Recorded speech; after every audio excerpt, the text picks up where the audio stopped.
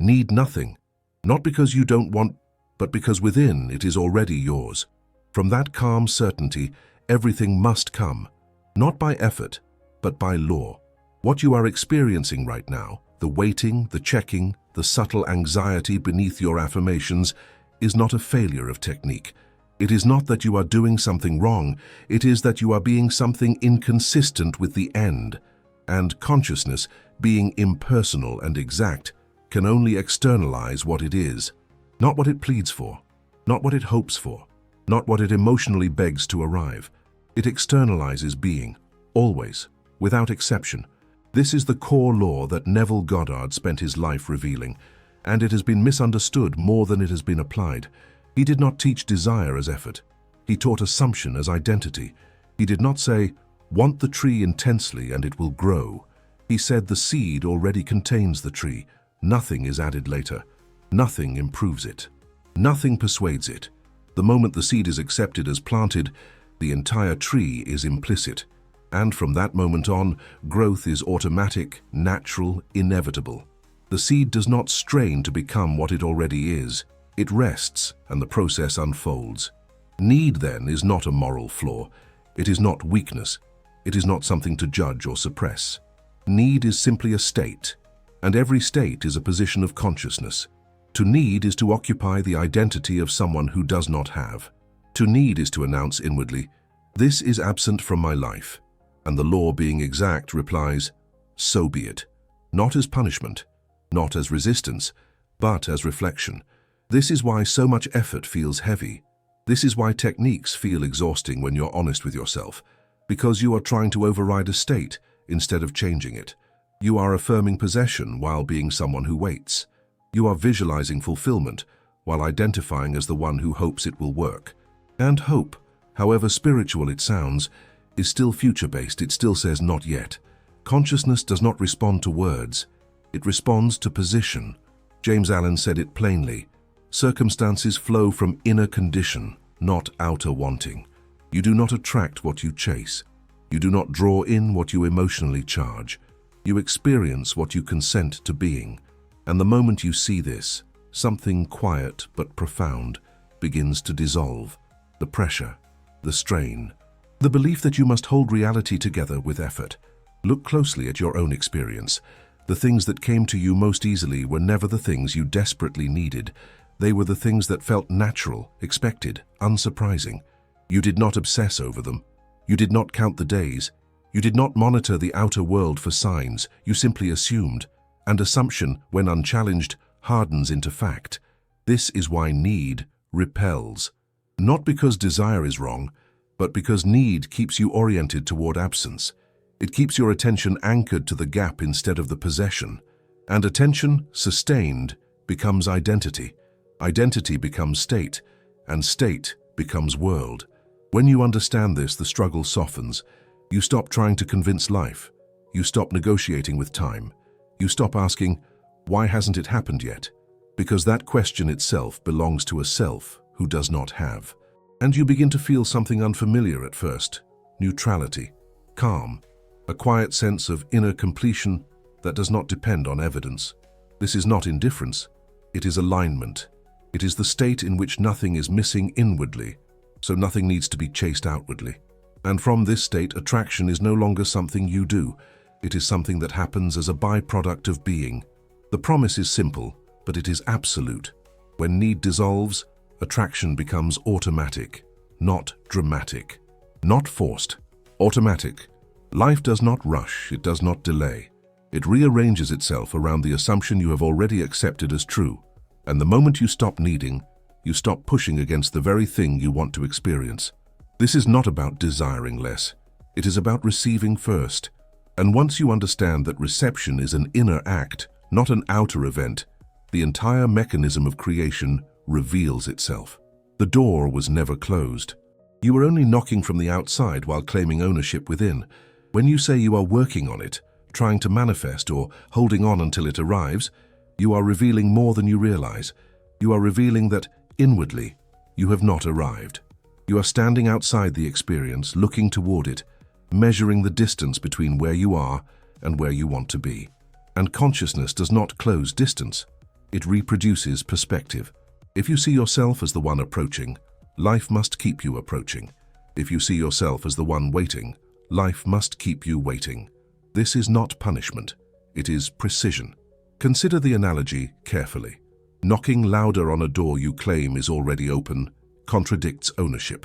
No matter how convinced you are that the door belongs to you, the very act of knocking proves that you do not believe you are inside. The knock itself is evidence of exclusion. And the louder the knock becomes, the more obvious the contradiction grows. Effort, strain, and urgency function the same way in consciousness. They announce distance while pretending to demand closeness. This is why effort feels heavy when applied to manifestation. It is not that effort is inherently wrong. It is that effort applied to being creates friction. You can exert effort to lift a weight, but you cannot exert effort to convince yourself that you already own what you are still chasing. The moment effort enters, identity splits. One part claims possession, the other confesses lack. And consciousness always sides with the confession that feels more honest. Need is the most honest signal you are not in the end, because it cannot coexist with possession. The one who has does not need. The one who owns does not strain. The one who is does not seek confirmation. Need arises only when you are oriented toward absence, and absence, when identified with, becomes a state. States are not changed by force. They are changed by occupancy. This is why so many people feel exhausted by techniques. They repeat affirmations not from certainty, but from fear that stopping will cause loss. They visualize not because the scene feels natural, but because they are afraid that without effort nothing will happen. And fear-driven repetition does not stabilize a state, it destabilizes it. It keeps attention oscillating between hope and doubt, between imagination and the senses. And oscillation prevents settlement. Ownership feels different, it is quiet, it is undramatic, it does not announce itself. You do not rehearse your name to remember who you are. You respond when it is spoken, because identity does not require maintenance. The moment you notice yourself needing reminders, reinforcements, or emotional intensity to keep believing, you are seeing the signal clearly. You are not yet in the end. And that realization is not condemnation. It is clarity. Strain is never a sign of alignment. It is a sign of contradiction. You are trying to move towards something while claiming to already be there, and consciousness cannot collapse that contradiction for you. It can only externalize the dominant position you occupy most naturally. This is why ease is such an accurate indicator. Ease is not laziness, it is congruence. When inner assumption and desired identity match, effort falls away on its own. The heaviness you feel is not resistance from the world, it is resistance within your own self-concept. One version of you wants to arrive, another version of you insists you have not. And until that disagreement is resolved, life must reflect the argument. Not to mock you, but to mirror you. For a long time, attraction has been explained as if life was something you must pull toward yourself, as though reality were distant, reluctant, or unaware of you until you signal loudly enough. This model quietly installs struggle at the center of creation. It suggests that the world is separate, that you are here and your desire is over there, and that some force must bridge the gap. But the law does not function magnetically. It functions reflectively, and this single distinction changes everything. A mirror does not chase a face. It does not decide what to show. It does not respond to effort, emotion, or intention. It simply reflects what stands before it. If the face moves closer, the image moves closer. If the face turns away, the image turns away. There is no delay, no negotiation, no resistance. The mirror is neutral, faithful, exact, and consciousness operates the same way. The world you experience is not being attracted to you. It is agreeing with you. When you understand this, the question is no longer how to attract what you want, but what you are standing as while you want it. Because the mirror does not reflect desire. It reflects position. It reflects identity. It reflects the state you are occupying most consistently. If you stand as the one who hopes, you will see a world that keeps you hoping. If you stand as the one who waits, you will see a world that delays. And if you stand as the one who expects, you will see a world that confirms. This is why emotional intensity does not produce consistent results. Intensity often arises from instability. It surges when there is doubt, fear, or urgency beneath the surface. And while intensity feels powerful, It is usually reactive rather than rooted. The mirror does not respond to surges. It responds to stance. A calm, unquestioned assumption carries more creative force than the strongest emotional push born of insecurity. Reflection also explains why the outer world often seems stubborn. It is not resisting you. It is repeating you. It is holding the image steady while you fluctuate. And fluctuation is invisible from the inside because it feels like effort. From the outside, however, it looks like inconsistency. One moment you feel confident, the next you check for evidence. One moment you feel sure, the next you wonder if you are doing it right. The mirror reflects the average, not the peak. Once reflection is understood, persistence must be redefined. Persistence is no longer about repeating words, images, or rituals to force a result. It is about remaining faithful to a single position of being long enough for it to feel normal. Normality is what the mirror reflects most accurately. What feels natural to you becomes visible to you, and what feels unnatural, no matter how often you touch it in imagination, struggles to stabilize. This is why so many manifestations appear briefly and then disappear. The inner position was visited, not inhabited. The assumption was sampled, not occupied. The mirror reflected the visit, then returned to reflecting the home state. And the home state is not what you occasionally think. It is what you most readily assume when you are not trying. Reflection removes blame and replaces it with clarity. There is no external force deciding whether you deserve something. There is no universe testing your faith. There is only a law responding to the most honest version of yourself you are living from. And honesty here does not mean virtue. It means consistency. The mirror cannot lie, it can only show. When you stop trying to pull life toward you and instead allow it to answer you, something subtle shifts. You become less concerned with timing and more attentive to alignment. You notice that when you feel inwardly settled, the world seems to soften. When you feel inwardly divided, the world feels fragmented. These are not coincidences, they are correspondences. The reflective nature of reality also explains why forcing positivity feels hollow. You can smile at a mirror all day while inwardly believing the image is wrong, and nothing will change. The mirror responds to conviction, not performance. And conviction is quiet. It does not announce itself, it does not demand reassurance, it simply stands. When you grasp that life is reflecting rather than attracting, the struggle to make something happen begins to dissolve. You stop asking how to draw it in and start recognizing what state you are inhabiting. And in that recognition, persistence is no longer about effort. It becomes about loyalty. Loyalty to a single view of yourself. Loyalty to the assumption that no longer argues with itself, because once the argument ends inwardly, the mirror has no choice but to change. The word persistence has been distorted into something tense, something clenched, something exhausting. It has come to mean repetition born of anxiety, as though reality must be reminded over and over again of what you want, lest it forget. But true persistence has nothing to do with force. It has nothing to do with pressure. It is fidelity. It is loyalty to an identity you no longer question. And this distinction is not subtle, it is decisive. You do not repeat your name to remember it. You do not wake up each morning reaffirming your identity out of fear that it might disappear. You answer to your name because it is settled. It is assumed. It is unquestioned. And this is precisely how persistence operates in consciousness. When something is truly assumed, it does not require maintenance. It requires residence. You live from it, not toward it. And living from a state feels entirely different from reaching for one. White-knuckled wanting reveals itself through tension. There is a tightness beneath the affirmation, a strain beneath the visualization, a sense that something must be held together through effort. This kind of repetition is not faith, it is surveillance.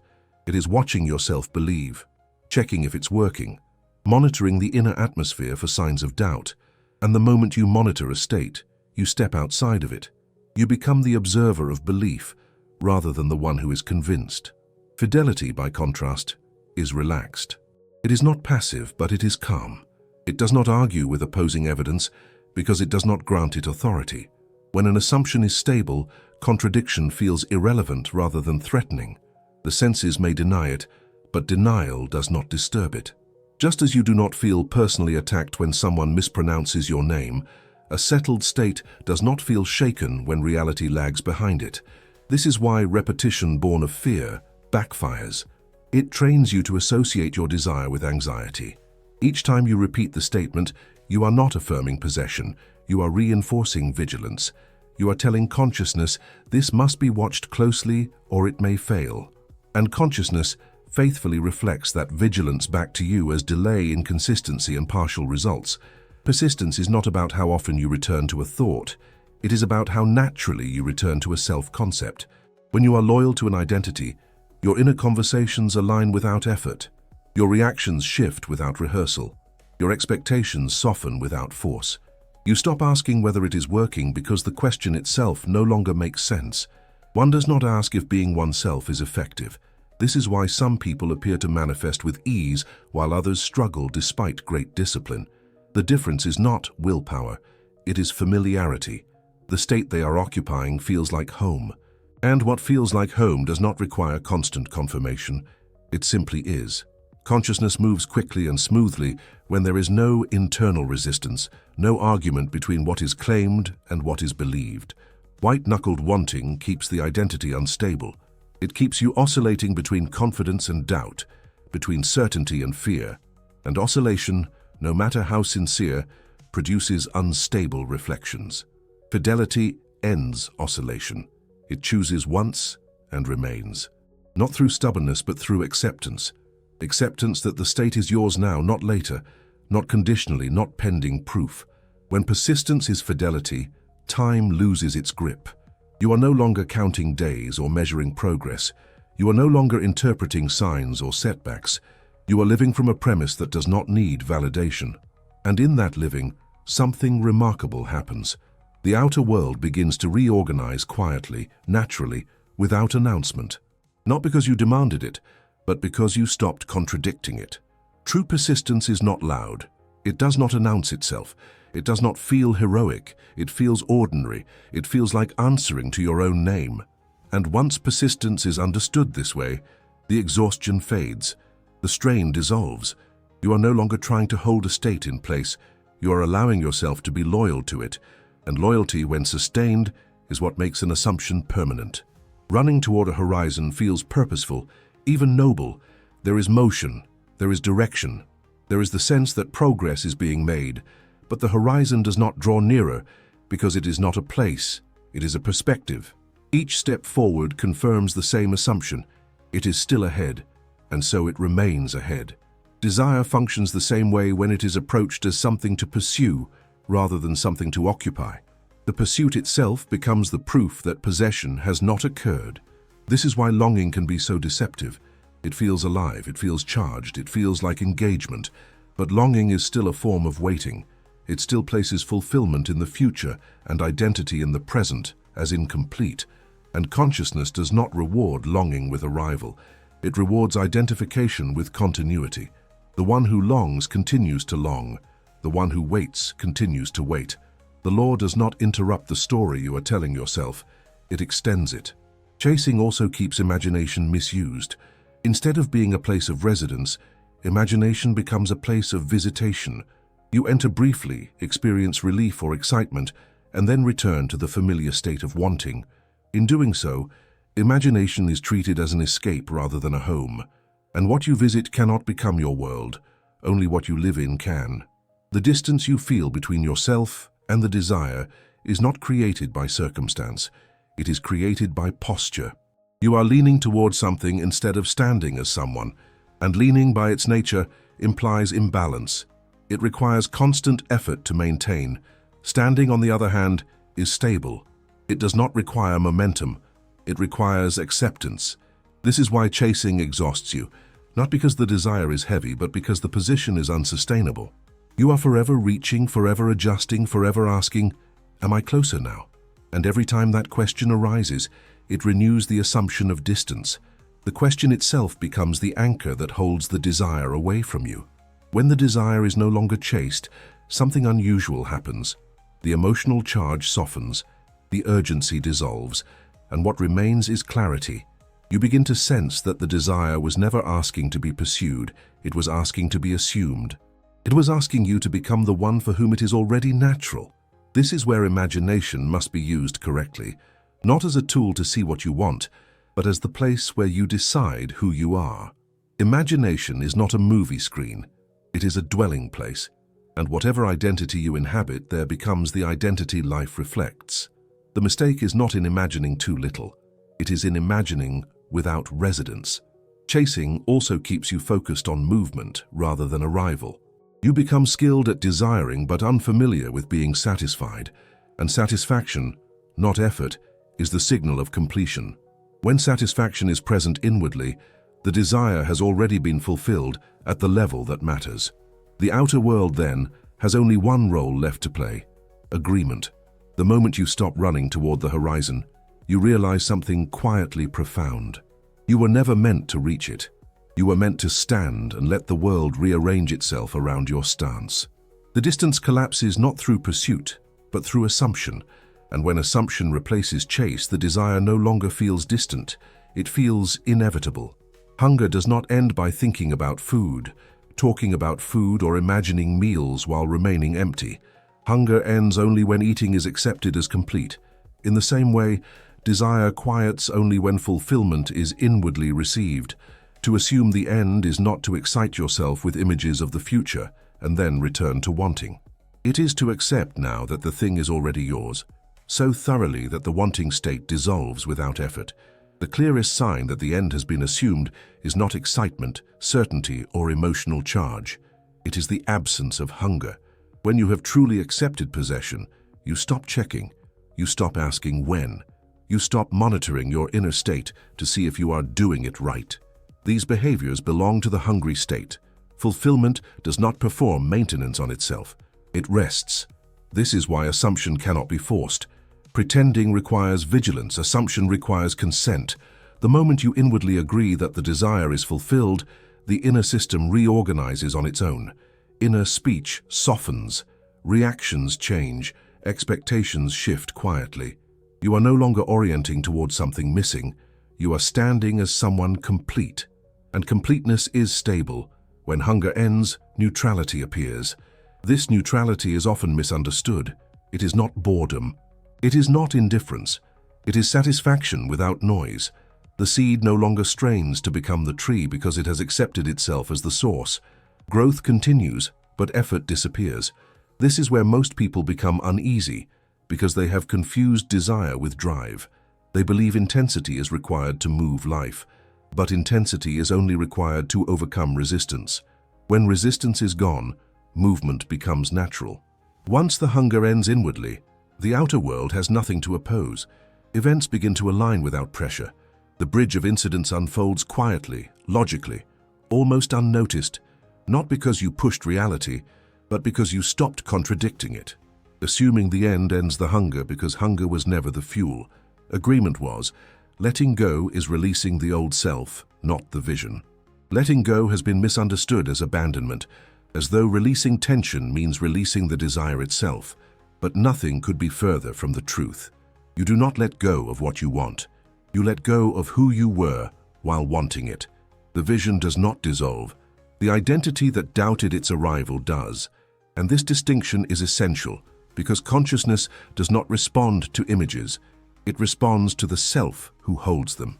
When you believe you must let go of the desire to receive it, you create inner conflict. One part of you wants, another part suppresses. This fracture keeps you oscillating between hope and restraint. True letting go is not suppression. It is resolution. It is the quiet dropping of the old posture that no longer matches the assumption you have accepted. You do not abandon the destination. You discard the outdated map that was built for a version of you who did not yet know the way. The old self is defined by effort, by vigilance, by emotional management. It checks the outer world for confirmation and the inner world for consistency. It asks whether it is doing enough or believing correctly. But once the end has been assumed, that self has no function. Its habits become unnecessary, and what is unnecessary naturally falls away without struggle. This is why letting go often feels like relief rather than loss. There is a sense of lightness, not emptiness. You are no longer holding tension in the body or argument in the mind. You are not guarding the desire. You are allowing it to be. The vision remains intact, but it no longer demands attention. It has been placed in the category of what is settled. Releasing the old self does not happen through effort. It happens through irrelevance. The behaviors of doubt, checking, and strain simply stop making sense once the inner agreement is complete. You are not resisting them. You are outgrowing them. And growth does not require force. This is the moment where creation begins to feel finished even before it appears. The inner work no longer asks for correction. The picture feels complete. And when the picture no longer asks for correction, rest becomes natural. That rest is not delay, it is confirmation. Sabbath is not a pause you force or a discipline you practice. It is a state that arrives when the inner act is complete. It is the moment when the assumption no longer asks for reinforcement, correction, or emotional support. Nothing more can be done because nothing more is needed. Creation has finished inwardly, and the desire has settled into fact within consciousness. The artist does not stop painting because of exhaustion. The artist stops because the picture no longer calls for change. To continue would be interference, not improvement. Sabbath functions the same way. You stop reaching because there is no longer a sense of distance. The state has been entered fully, identity has stabilized, and effort becomes unnecessary. In Sabbath, anticipation disappears. Anticipation belongs to the one who is still waiting. Anxiety fades for the same reason, because anxiety requires uncertainty, and uncertainty cannot exist where assumption has been accepted as true. The desire remains, but it rests. It no longer demands attention, repetition, or emotional energy. This state often feels ordinary, even uneventful. There is no dramatic certainty or emotional climax. Life continues as usual. Yet beneath this normalcy, the inner conflict has ended. The argument between wanting and having is over. Consciousness is no longer divided, and division was the only delay. Rest in Sabbath is not passivity. It is trust without effort. It is the quiet knowing that no further inner action is required because the law has already been set in motion. Law does not need supervision. It fulfills itself. This is why Sabbath is the clearest evidence that the work is done. You are no longer adjusting your inner state or monitoring your belief. You are simply being, and being is sufficient. From this stillness, the outer world reorganizes itself naturally without strain or interference, not because you pushed reality forward, but because you stopped pulling it back. There is a quiet authority that emerges when need dissolves, and it is this authority, not effort, not emotion, that allows everything to arrive. When you need nothing, you are no longer negotiating with life. You are no longer pleading, proving, or positioning yourself as incomplete. You are standing in neutral certainty, and neutrality is not weakness, it is power without resistance. Life supplies what is expected, not what is begged for. Expectation does not shout, it does not rush. It does not argue with appearances. It rests on the assumption that things unfold as they should because they always have. When you need nothing, you are no longer broadcasting lack. You are no longer signaling urgency. You are simply being someone for whom fulfillment is normal. This is why manifestations often arrive after you stop trying, not because effort was bad, but because effort was signaling distance. The moment need disappears, the signal becomes clear. There is no static, no contradiction. Consciousness receives a single stable message. This is who I am, and the world responds with accuracy. Needing nothing does not mean wanting nothing. Desire is natural. It arises as movement within consciousness. But when desire is received inwardly, it loses its hunger. It no longer pulls at you. It no longer demands proof. It becomes quiet expectation. And expectation, when undisturbed, is creative. In this state, life begins to feel cooperative. Events align without strain. Opportunities appear without pursuit. Conversations happen at the right moment, not because reality is suddenly generous, but because you are no longer in opposition to it. You are no longer asking it to give you what you believe you lack. You are allowing it to reflect what you already assume yourself to be. This is the final integration. When need is gone, there is nothing blocking the flow. No urgency to distort timing. No fear to delay movement. Everything that matches your state must come, because there is no inner resistance left to prevent it. When you need nothing, you are complete, and completeness is magnetic without trying to be. Receive first, then let life agree. Neville Goddard's final instruction is simple and exact. Assume possession and remain there. Needing nothing does not cancel desire. It completes it inwardly. When inner agreement is finished, life has no choice but to reflect it. Rest is not delay. It is confirmation. When you receive first, the outer world follows naturally, because it can only agree with what you already are.